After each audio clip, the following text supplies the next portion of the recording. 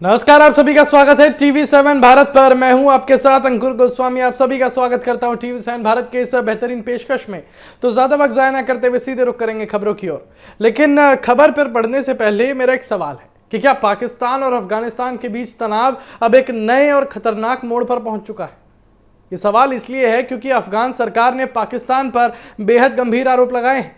दावा किया गया है कि पाकिस्तान की ओर से किए गए सीमा पार हवाई हमलों में महिलाओं और बच्चों समेत कम से कम 36 आम नागरिकों की मौत हो गई, जबकि 163 से अधिक लोग घायल हुए हैं। और इस घटना के बाद पूरे क्षेत्र में तनाव चरम पर पहुंच गया है और अंतर्राष्ट्रीय स्तर पर भी इस घटनाक्रम पर नजर रखी जा रही है। अफगानिस्तान की तालिबान सरकार के उप प्रवक्ता हमदुल्ला फितरत के अनुसार ये हमले पूर्वी अफगानिस्तान के पक्तिका और कुनार प्रांतों में किए गए। उनका कहना है कि कई रिहायशी इलाकों को निशाना बनाया गया, जिससे बड़ी संख्या में आम नागरिक इसकी चपेट में आ गए। और अफगान अधिकारियों का आरोप है कि एक स्थान पर पहले हमला होने के बाद जब स्थानीय लोग घायलों को बचाने पहुंचे, तब उसी इलाके पर दोबारा हमला किया गया, जिससे मृतकों और घायलों की संख्या तेजी से बढ़ गई। और दूसरी ओर पाकिस्तान का कहना है कि उनकी सेना ने सीमा पार मौजूद आतंकवादी ठिकानों के खिलाफ एक सुनियोजित अभियान चलाया। और पाकिस्तान के सूचना मंत्री के अनुसार इस ऑपरेशन में 29 आतंकवादी मारे गए। और पाकिस्तान का दावा है कि हाल के दिनों में उसके भीतर जो है कई आतंकी हमलों के जवाब में ये कार्रवाई की गई और इसका उद्देश्य केवल आतंकवादी संगठनों को निशाना बनाना था, न कि आम नागरिकों को। दरअसल इस पूरे घटनाक्रम की शुरुआत पाकिस्तान के कराची में हुए एक बड़े आतंकी हमले के बाद हुई और इस हमले में पाकिस्तान रेंजर्स के 3 जवानों की मौत हो गई थी। पाकिस्तान ने आरोप लगाया कि इस हमले के पीछे सक्रिय आतंकवादी संगठन सीमा पार अफगानिस्तान में मौजूद है और इसी के बाद पाकिस्तान ने सैन्य कार्रवाई का फैसला लिया। हालांकि अफगानिस्तान इन आरोपों को लगातार खारिज करता रहा है और कहता है कि उसकी जमीन का इस्तेमाल किसी दूसरे देश के खिलाफ नहीं होने दिया जाता। अफगान सरकार ने पाकिस्तान की इस कार्रवाई को अंतर्राष्ट्रीय कानून का उल्लंघन बताते हुए इसकी कड़ी निंदा की है। और अधिकारियों का कहना है कि अगर वास्तव में आतंकियों को निशाना बनाया गया था तो फिर बड़ी संख्या में महिलाएं, बच्चे और बाकी नागरिक कैसे मारे गए। और इसी घटना के बाद स्थानीय लोगों में भी भारी गुस्सा देखने को मिल रहा है और प्रभावित इलाकों में राहत और बचाव कार्य भी जारी है। और विशेषज्ञों का मानना है कि दोनों देशों के बीच पहले से मौजूद अविश्वास अब और गहरा सकता है। पिछले कई महीनों से सीमा पर लगातार झड़पें होती रही हैं और दोनों देशों ने एक दूसरे पर आतंकवादियों को शरण देने के आरोप लगाए हैं। और हाल ही में अंतर्राष्ट्रीय मध्यस्थता के जरिए तनाव कम करने की कोशिशें भी हुई हैं, लेकिन ताज़ा सैन्य कार्रवाई के बाद उन प्रयासों को बड़ा झटका लगा है। फिलहाल सबसे बड़ी चिंता उन निर्दोष नागरिकों की है जो इस संघर्ष की सबसे बड़ी कीमत चुका रहे हैं।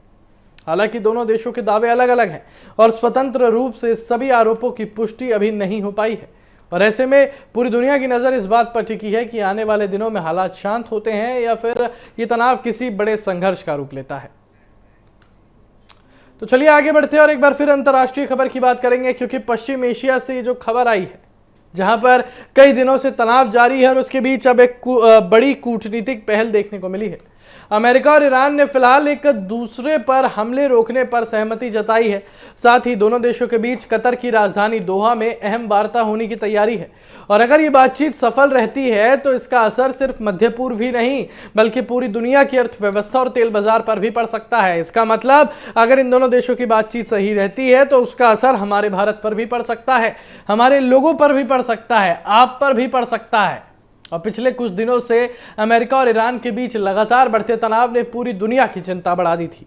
मिसाइल हमलों और जवाबी कार्रवाई के बाद आशंका जताई जा रही थी कि ये जो टकराव है वो बड़े युद्ध का रूप ना ले ले, लेकिन अब आई ताज़ा खबर ने हालात बदलने की उम्मीद जगा दी है।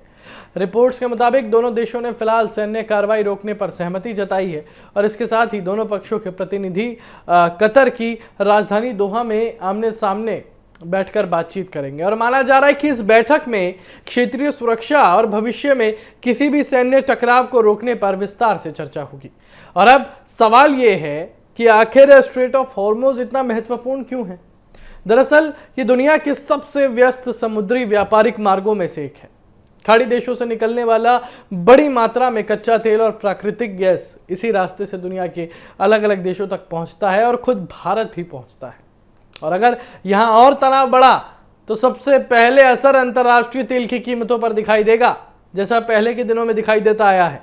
और यही वजह है कि दुनिया के बड़े देश इस क्षेत्र की हर गतिविधि पर नजर बनाए रखते हैं। और सूत्रों के मुताबिक प्रस्तावित बैठकों में जहाजों की सुरक्षित आवाजाही, समुद्री सुरक्षा और तनाव कम करने के उपायों पर चर्चा हो सकती है। हालांकि दोनों देशों के बीच वर्षों से चला आ रहा अविश्वास अभी भी खत्म नहीं हुआ है, इसलिए इस वार्ता को आसान नहीं माना जा रहा।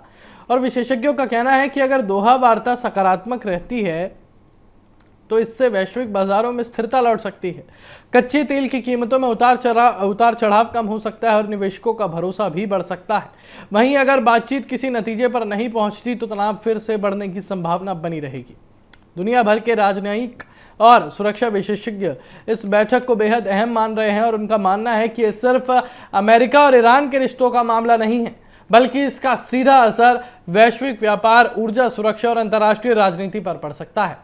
और फिलहाल दोनों देशों की ओर से सकारात्मक संकेत जरूर मिले हैं, लेकिन असली तस्वीर दोहा में होने वाली बातचीत के बाद साफ होगी। और अब पूरी दुनिया की निगाहें इस बैठक पर टिकी हैं कि क्या ये पहल स्थायी शांति की शुरुआत बनेगी या फिर ये तनाव एक बार फिर बढ़ जाएगा।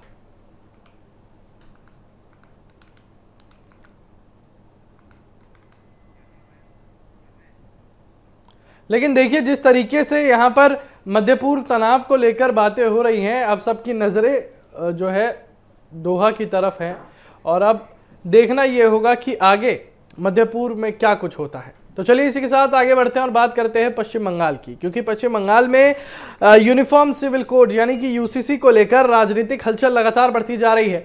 पिछले कुछ दिनों से ये चर्चा जोरों पर थी कि राज्य सरकार विधानसभा के मौजूदा सत्र में यूसीसी से जुड़ा विधेयक पेश कर सकती है और इसे लेकर सत्ता पक्ष और विपक्ष दोनों की ओर से लगातार बयानबाजी भी देखने को मिली। लेकिन अब इस मामले में एक नया मोड़ सामने आया है। सूत्रों के अनुसार आज पश्चिम बंगाल विधानसभा में यूसीसी बिल पेश नहीं किया जाएगा।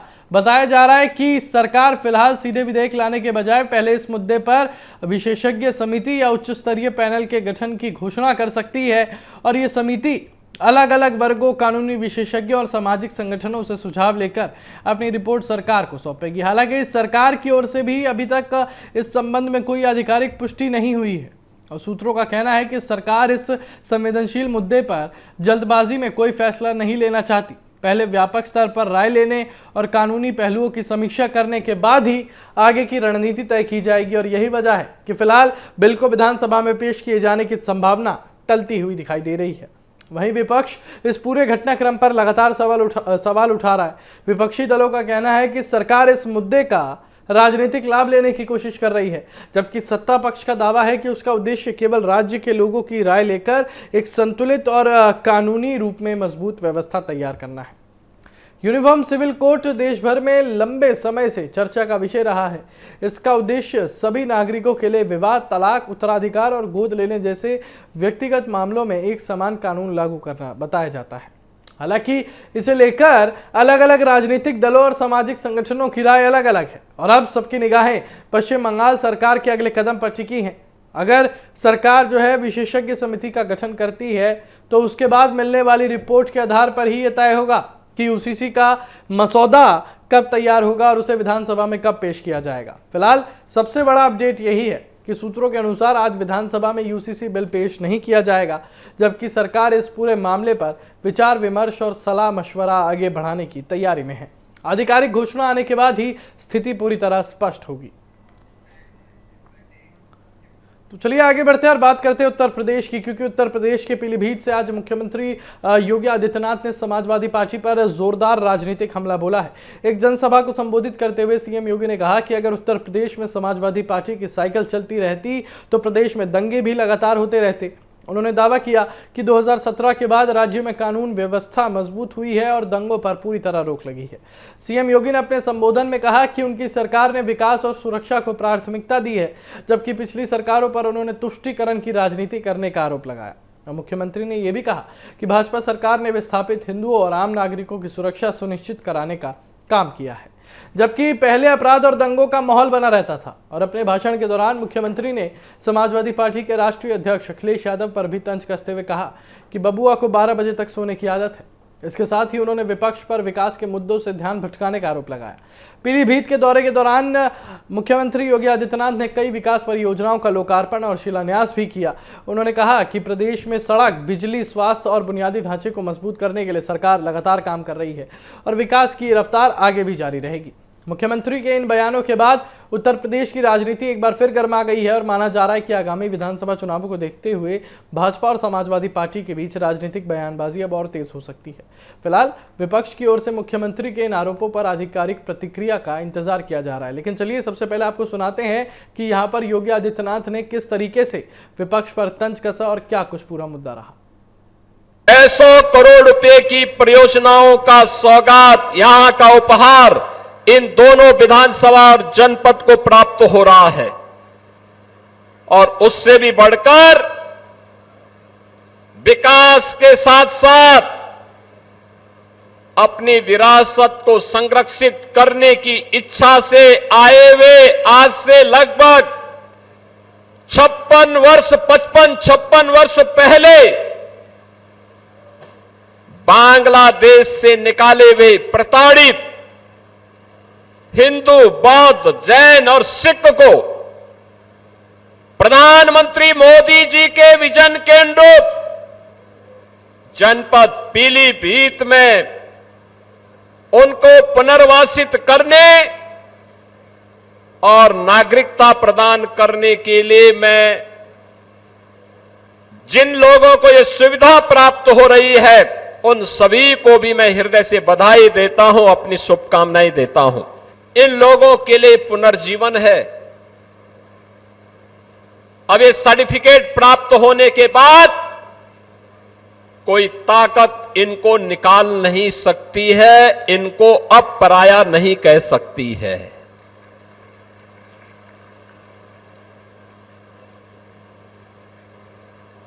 ये काम प्रधानमंत्री मोदी जी ने किया,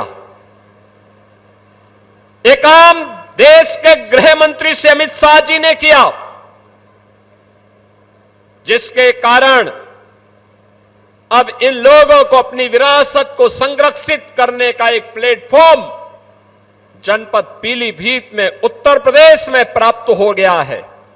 परिवार तक सीमित रहने वाले लोग समाज का कल्याण नहीं कर सकते, देश का कल्याण नहीं कर सकते और इसीलिए तो उत्तर प्रदेश की जनता जनार्दन ने इनकी साइकिल को पंचर करके इस लायक बना दिया कि वो चलने ही न पाए, क्योंकि वो साइकिल चलेगी तो दंगा करवाएगी, उपद्रव करवाएगी, कर्फ्यू लगाएगी, गुंडागिर्दी करेगी, बेटी की सुरक्षा में सेंध लगाएगी, व्यापारी के साथ लूटपाट करेगी, गुंडागिर्दी के माध्यम से समाज में सज्जन लोगों का जीना आराम कर देगी। गरीबों की जमीनों पर कब्जा करना, सार्वजनिक जमीनों पर कब्जा करना, जहां आज गौशालाएं बन रही हैं, ये जमीनें पहले 2017 के पहले किसी सपाही ने कब्जा की होंगी जरूर। और जब सरकार आई और हम लोगों ने पहले दिन एक घोषणा की थी कि अगर जमीन कब्जा किए हो तो खाली कर दो, नहीं तो अगले 48 घंटे के बाद जब कार्रवाई शुरू होगी तो 7 पीढ़ियों का भुक्तभोगी होना पड़ेगा। तो बहुत सारे लोगों ने उसी समय सरेंडर कर दिया था कि नहीं साहब आप जमीन ले लीजिए, बकस दो। चलिए आगे बढ़ते हैं और बात करते हैं पंजाब की, क्योंकि पंजाब की राजनीति और धार्मिक हलकों से जुड़ी एक बड़ी खबर सामने आई है। श्री अकाल तख्त साहिब के समन के बाद मुख्यमंत्री भगवंत मान सरकार पर दबाव बढ़ गया है। आज आम आदमी पार्टी के सभी सिख विधायक और सिख कैबिनेट मंत्री अकाल तख्त के समक्ष अपना पक्ष रखने के लिए पेश हुए हैं। ये पूरा मामला हाल ही में पारित किए गए जगत जोत श्री गुरु ग्रंथ सिंह साहिब सरकार के कानून को लेकर। लेकिन इसी बीच एक बड़ी खबर यहां पर निकल कर आ रही है। एक बड़ी खबर हम आपको बता रहे हैं कि कल अयोध्या पहुंचेगा कांग्रेस प्रतिनिधिमंडल। अयोध्या के लिए बड़ी खबर है, रामलला के दर्शन करेंगे कांग्रेस के सांसद। पहले यहां पर अरविंद केजरीवाल आके दर्शन करके गए, अब कांग्रेस आ रही है। रामलला के दर्शन करेंगे यहां पर कांग्रेस के सांसद। अयोध्या में कांग्रेस का बड़ा कार्यक्रम होने वाला है। जिस तरीके से उत्तर प्रदेश में चुनाव का माहौल आ रहा है, वैसे वैसे चीजें भी बड़ी होती जा रही हैं। रामलला दरबार में कांग्रेस की हाजिरी देखने को मिलेगी। ये बड़ी खबर आ रही है कि कल अयोध्या जो है, अयोध्या में पहुंचा जाएगा। कांग्रेस के प्रतिनिधिमंडल अयोध्या पहुंचेंगे और वो राम मंदिर में जाकर दर्शन करेंगे। राम मंदिर चंदा विवाद इस वक्त जितना चरम पर है, जितना तूल पकड़े हुए है, ये मामला अपने आप में बहुत बड़ा बन जाता है। तो जिस तरीके से कांग्रेस की प्रतिनिधिमंडल अब अयोध्या पहुंचेंगे और वहां पर आम आदमी पार्टी के तो चलिए राष्ट्रीय संयोजक पहले ही आके चले गए, लेकिन अब देखना यह होगा कि उत्तर प्रदेश की दिशा किस तरफ बढ़ती है। फिलहाल अपनी खबर की तरफ बढ़ते हैं और बात करते हैं पंजाब की ही, क्योंकि पंजाब में हाल ही में पारित जगत ज्योत श्री गुरु ग्रंथ सिंह साहिब सत्कार एक्ट 2026 को लेकर विवाद लगातार गहराता जा रहा है और इसी मुद्दे पर श्री अकाल तख्त साहिब ने पंजाब सरकार के सभी सिख विधायकों और मंत्रियों को तलब किया था और आज तय कार्यक्रम के अनुसार आम आदमी पार्टी के सिख विधायक, कैबिनेट मंत्री और विधानसभा अध्यक्ष अकाल तख्त पहुंचे और इस पूरे मामले पर अपना पक्ष रखा। मुख्यमंत्री भगवंत मान स्वयं अकाल तख्त में व्यक्तिगत रूप से उपस्थित नहीं हुए। उन्होंने पहले ही स्पष्ट कर दिया था कि वो एक रिकॉर्डेड वीडियो संदेश और लिखित जवाब के माध्यम से सरकार का पक्ष रखेंगे। मुख्यमंत्री का कहना है कि इस कानून का उद्देश्य केवल श्री गुरु ग्रंथ साहिब के सम्मान की रक्षा करना है और सरकार की मंशा किसी भी धार्मिक परंपरा या मर्यादा में हस्तक्षेप करने की नहीं है। वहीं दूसरी ओर अकाल तख्त ने इस कानून के कुछ प्रावधानों पर सवाल उठाए हैं। धार्मिक नेतृत्व का मानना है कि सिख पंथ से जुड़े मामलों में व्यापक धार्मिक विमर्श और परामर्श आवश्यक है और इसी वजह से सरकार से इस कानून के विभिन्न पहलुओं पर स्पष्टीकरण मांगा गया है। इस पूरे घटनाक्रम ने पंजाब की राजनीति को भी गरमा दिया है और विपक्षी दल सरकार पर धार्मिक मामलों में जल्दबाजी करने का आरोप लगा रहे हैं, जबकि आम आदमी पार्टी का कहना है कि उसकी सरकार पूरी श्रद्धा और संवैधानिक दायरे में रहकर काम कर रही है। सरकार का दावा है कि कानून का मकसद केवल पवित्र ग्रंथों के अपमान को रोकना और दोषियों के खिलाफ सख्त कार्रवाई सुनिश्चित करना है। अब सबकी निगाहें अकाल तख्त की अगली प्रतिक्रिया पर टिकी हैं और माना जा रहा है कि सरकार के जवाब और विधायकों की ओर से दिए गए स्पष्टीकरण पर विचार करने के बाद आगे की दिशा तय की जाएगी और इस पूरे मामले का असर आने वाले दिनों में पंजाब की राजनीति और धार्मिक विमर्श दोनों पर दिखाई दे सकता है। फिलहाल इस बड़ी खबर में बस इतना ही, लेकिन ये समझिए कि कैसे यहाँ पर पंजाब को लेकर एक एक करके चीजें आ रही हैं। अब यहाँ पर पंजाब के चुनाव भी बिल्कुल नजदीक है। अब देखते हैं कि आगे क्या कुछ होता है। तो चलिए इतना ही और तमाम बड़ी खबरों के लिए बने रहिए TV7 भारत के साथ। नमस्कार।